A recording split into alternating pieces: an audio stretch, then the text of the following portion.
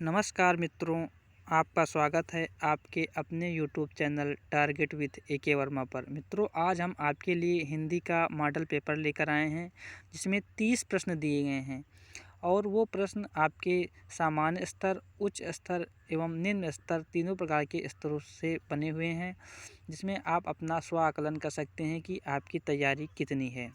इसलिए बिना रुके मित्रों वीडियो शुरू से लगाकर अंत तक अवश्य देखें। अगर आप हमारे यूट्यूब चैनल पर नए हैं तो कृपया चैनल को लाइक, शेयर और सब्सक्राइब जरूर करें। बढ़ते हैं अपने वीडियो की ओर और हमारा पहला प्रश्न है, जितेंद्रिय में समास है। मित्रों, इसमें पहला ऑप्शन दिया गया है द्विगु समास, दूसरा है कर्मधारय, तीसरा है बहुब्रीहि और चौथा है तत्पुरुष। मित्रों, जितेंद्रिय का जो अर्थ होता है वो होता है इंद्रियों को जीतने वाला, इंद्रियों को जीतने वाला। तो मित्रों, यहाँ को जो है को विभक्ति का प्रयोग किया गया है, इसलिए जहाँ पर विभक्ति और कारक का प्रयोग किया जाता है वहाँ पर मित्रों जो है वो तत्पुरुष समास होता है, इसलिए ऑप्शन नंबर हमारा चौथा सही रहेगा। बढ़ते हैं हमारे अगले प्रश्न की ओर। अगला प्रश्न है मित्रों, महादेव में समास है। पहला ऑप्शन है कर्मधारय, दूसरा है बहुब्रीहि, तीसरा है द्वंद्व और चौथा है तत्पुरुष। तो मित्रों, महादेव का जो अर्थ होगा वो होगा महान हैं जो देव, अर्थात शंकर, भगवान शंकर। तो मित्रों, यहाँ प्रथम पद एवं द्वितीय पद जो दोनों मिलकर एक तीसरे पद के बारे में बता रहे हैं, और जहाँ पर ऐसी स्थिति होती है मित्रों वहाँ पर हमारा जो होता है वो बहुब्रीहि समास होता है। ऑप्शन नंबर दूसरा सही रहेगा, इसलिए महादेव में दूसरा नंबर ऑप्शन बहुब्रीहि समास है। राम पाठ पढ़ता है में उद्देश्य है। मित्रों, आपको बताना है राम पाठ पढ़ता है में उद्देश्य है। पहले ऑप्शन पढ़ लेते हैं। पहला ऑप्शन है राम, दूसरा है पढ़ना, तीसरा है पाठ और चौथा है में। तो मित्रों, राम पाठ पढ़ता है, तो मित्रों इसमें जो राम है ये हमारा है उद्देश्य,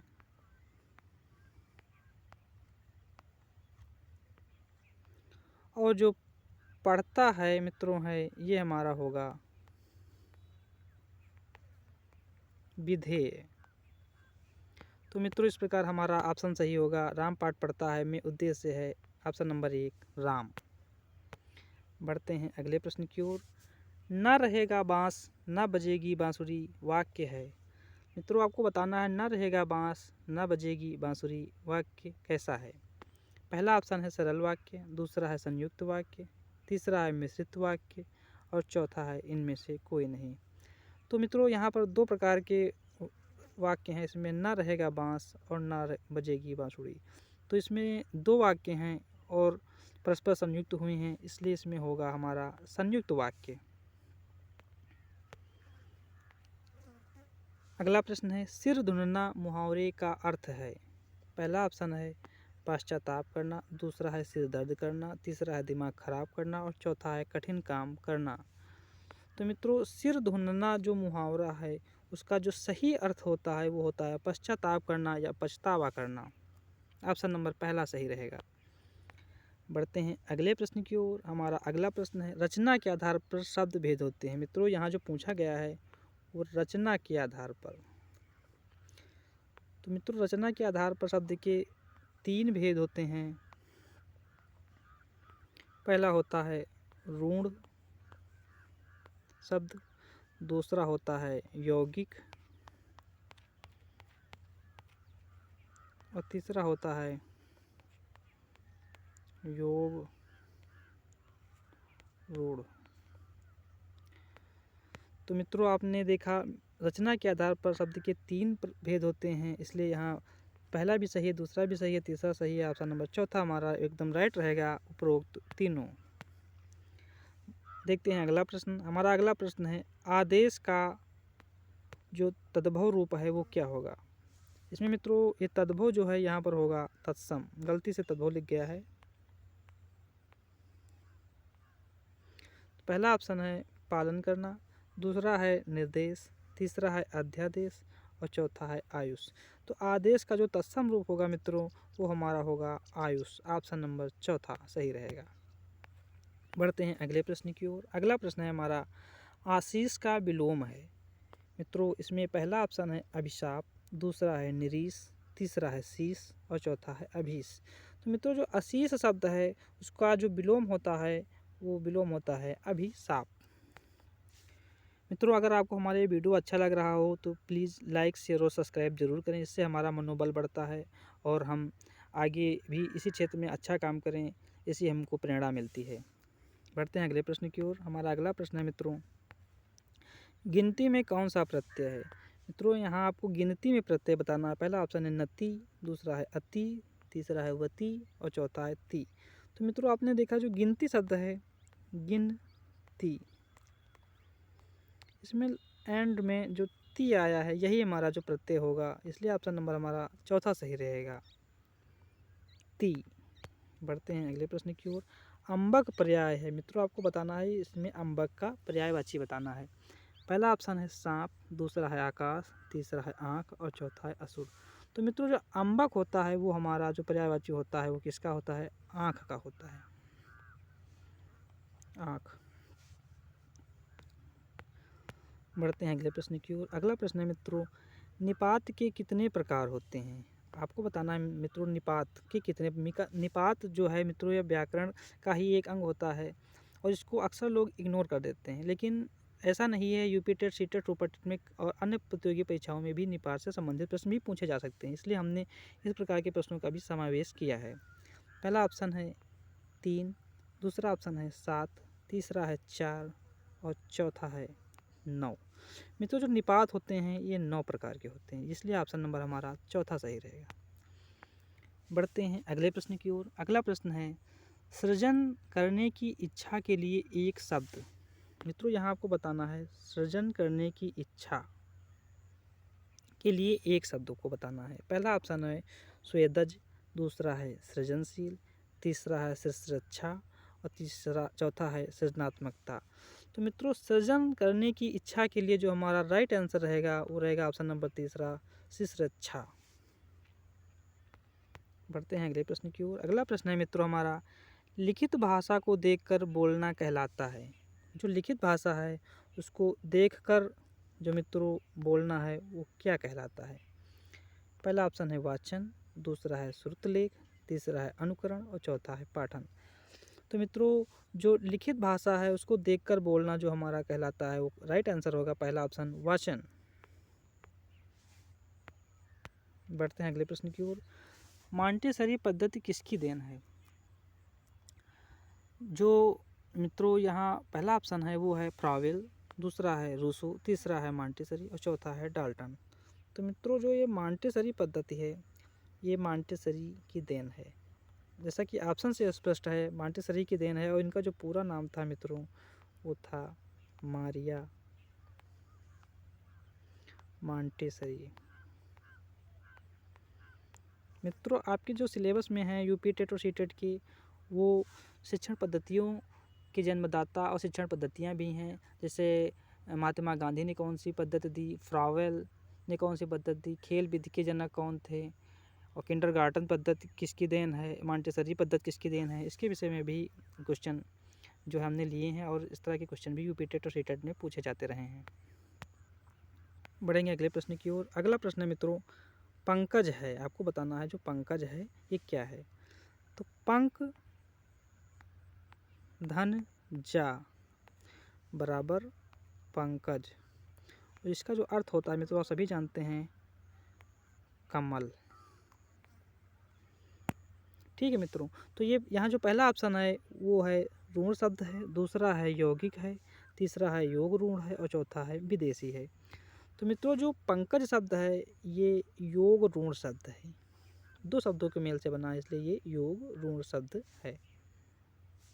ऑप्शन नंबर तीसरा सही रहेगा। बढ़ते हैं अगले प्रश्न की ओर। अनुदान में समास है। मित्रों आपको बताना है अनुदान में कौन सा समास है। अनुदान पहला ऑप्शन है मित्रों अव्ययी भाव, दूसरा है तत्पुरुष, तीसरा है कर्मधारय और चौथा है द्विगु समास। तो मित्रों आपको बताना है अनुदान में कौन सा समास है। तो मित्रों जो अनुदान शब्द है उसमें अव्ययी भाव समास है, क्योंकि अनुदान में जो मित्रों आ है ये अव्यय है और अव्ययीभाव समास की मित्रों पहचान ये भी होती है कि इस समास में जो पहला पद होता है वो अव्यय होता है तथा वो ज़्यादातर उपसर्ग होता है। उपसर्ग को देखकर हम इस समास की पहचान कर सकते हैं।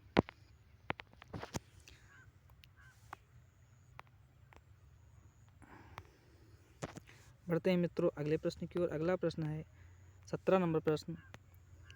भावुक शब्द में कौन सा संधि विच्छेद होगा? पहला ऑप्शन है भौ धन अक, दूसरा है भा धन उक, तीसरा है भौ धन अक और चौथा है भा धन अक। मित्रों जो भावुक शब्द है उसका जो राइट संधि विच्छेद होगा वो ऑप्शन नंबर 1 होगा भौ धन अक, इसलिए ऑप्शन नंबर 1 सही है। बढ़ते हैं अगले प्रश्न की ओर। हमारा अगला प्रश्न है बहुत निकट आना के लिए मुहावरा है। मित्रों बहुत निकट आना, कहते हैं ना कि वो इनके बहुत निकट हैं। तो मित्रों बहुत निकट आना जो शब्द है उसका जो मुहावरा है उसका अर्थ है, पहला ऑप्शन है सर पर आना, दूसरा है अव्वल आना, तीसरा है मित्रों यहाँ तीसरा होगा, तीसरा है पास बैठना और चौथा है उपयुक्त सभी। तो मित्रों बहुत निकट आना जो शब्द है जो मुहावरा है उसका जो राइट आंसर होगा हमारा सर पर आना। ठीक है मित्रों, ऑप्शन नंबर पहला सही रहेगा। बढ़ते हैं नेक्स्ट प्रश्न की ओर। नेक्स्ट प्रश्न है आवट प्रत्यय किस शब्द में प्रयुक्त हुआ है? मित्रों आपके जो सिलेबस में प्रत्यय और उपसर्ग भी हैं और इनसे संबंधित क्वेश्चन हर वर्ष पूछे जाते रहे हैं। जो आवट है वो प्रत्यय किस शब्द में प्रयुक्त किया गया है? पहला ऑप्शन है लिखावट, दूसरा है मुस्कुराहट, तीसरा है राहत और चौथा है उपयुक्त सभी। तो मित्रों जो आवट प्रत्यय है उससे बना शब्द जो है हमारा है लिखावट, ऑप्शन नंबर 1 सही रहेगा। बढ़ते हैं अगले प्रश्न की ओर। अगला प्रश्न है निम्न में ह्रस्व स्वर है। मित्रों यहाँ आपको बताना है कौन सा ह्रस्व स्वर है। पहला ऑप्शन है आ, दूसरा ऑप्शन है ए, तीसरा ऑप्शन है ओ और चौथा ऑप्शन है ई। तो मित्रों जो स्वर होते हैं वो 3 प्रकार के होते हैं। पहला होता है ह्रस्व, दूसरा होता है दीर्घ और चौथा होता है तीसरा होता है प्लुत।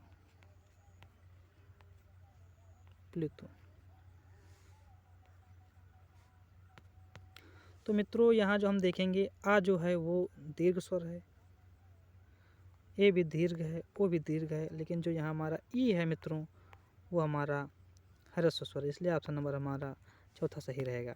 बढ़ते हैं अगले प्रश्न की ओर। अगला प्रश्न है वा का उच्चारण स्थान है। मित्रों पहला ऑप्शन है कंठोष्टम, दूसरा है कंठ तालव्य, तीसरा है दंतोष्टम और चौथा है नासिक्य।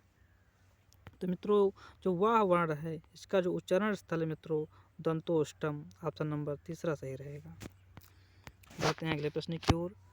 छा वर्ण, मित्रों छा आप जानते हैं ये क्या है? एक संयुक्ताक्षर है।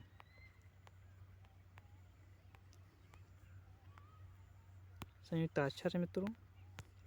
तो ये किसके योग से बना है मित्रों?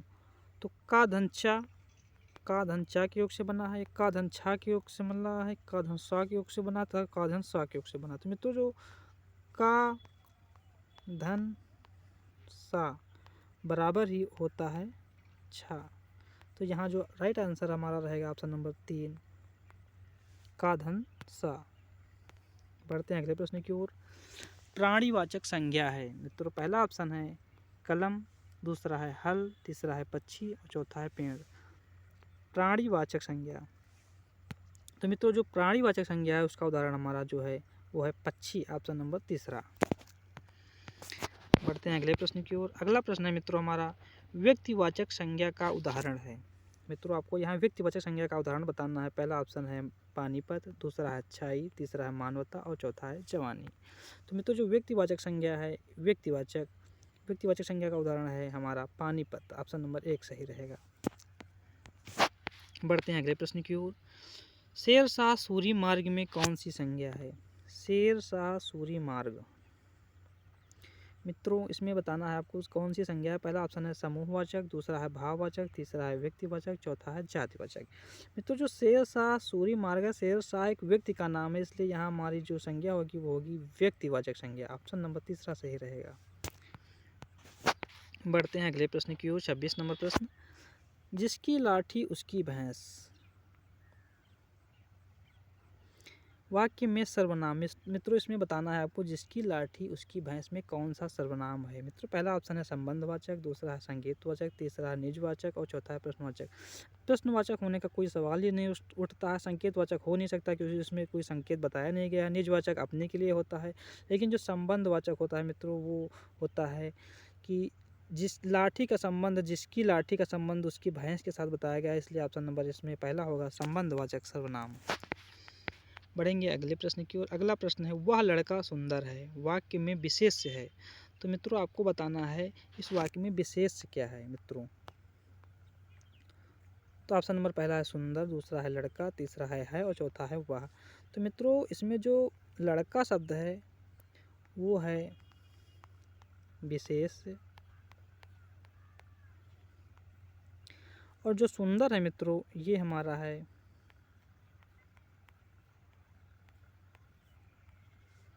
विशेषण। इसलिए हमारा ऑप्शन सही रहेगा ऑप्शन नंबर 2।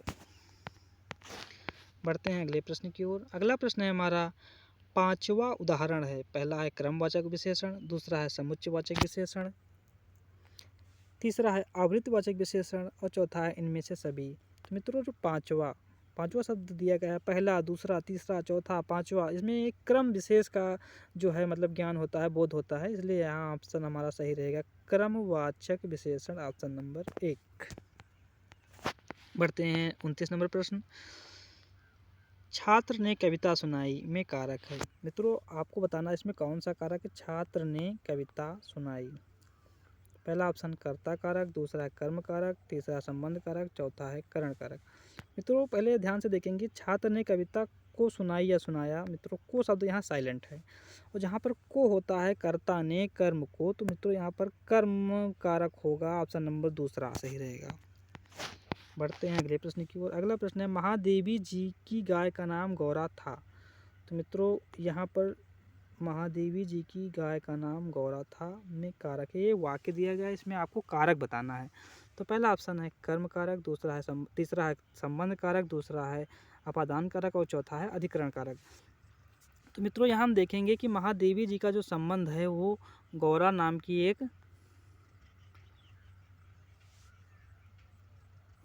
एक गाय से बताया गया है, इसलिए इसमें उनका जो संबंध बताया गया है, इसलिए यहाँ ऑप्शन नंबर यहाँ तीसरा सही रहेगा संबंध कारक। मित्रों ये रहे आज के हमारे 30 प्रश्न। आशा है आपको ये प्रश्न हमारे अच्छे लगे होंगे। अगर आपको हमारे ये वीडियो पसंद आया हो तो प्लीज़ लाइक, शेयर और सब्सक्राइब ज़रूर करें। धन्यवाद।